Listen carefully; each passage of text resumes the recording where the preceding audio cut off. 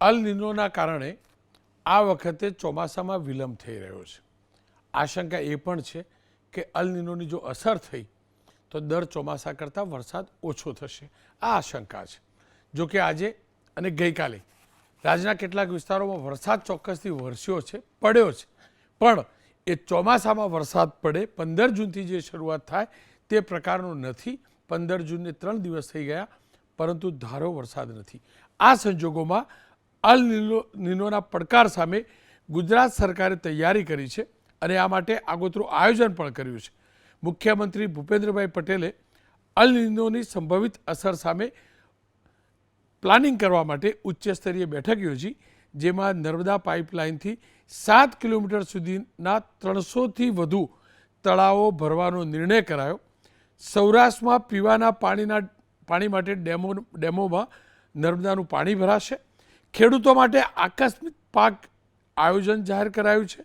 રાજ્યમાં 2 વર્ષ પૂરતો ઘાસચારાનો બફર સ્ટોક ઉત્પન્ન કરાયો છે. અલ નિનો સામે તમામ વિભાગોએ માઇક્રો પ્લાનિંગ કર્યું છે. આ સાથે જ ખેડૂતો અને નાગરિકોને અફવાથી દૂર રહેવા માટે અપીલ કરાઈ છે. હું ફરીથી કહું છું, સરકારે આયોજન કર્યું છે. સરકારના આ આયોજનને આવકારવું જોઈએ અને આ જ પ્રકારનું આયોજન કોઈપણ પ્રકારની કપરી સ્થિતિ આવતી હોય એમાંથી આપણને બહાર નીકાળે છે. અલ નિનોની અસર થશે, કેટલી અસર થશે આપણે કોઈ નથી જાણતા. વરસાદ સારો પડે તેવી આપણી તમામની અપેક્ષા પણ છે, કારણ કે ચોમાસાના વરસાદ ઉપર માનવ જીવન અને સંસાર એનો આધાર હોય છે, આખા વર્ષનો આધાર હોય છે. આશા અને અપેક્ષા રાખી ચોમાસું સાનુકૂળ રહે. ખેર, આપ તમામના આશીર્વાદથી હું તો બોલીશનો આજે 1900મો એપિસોડ હતો. આ એક આંકડો માત્ર હોઈ શકે, પણ આ આંકડો તમારા વિશ્વાસની પ્રતીતિ કરાવે છે.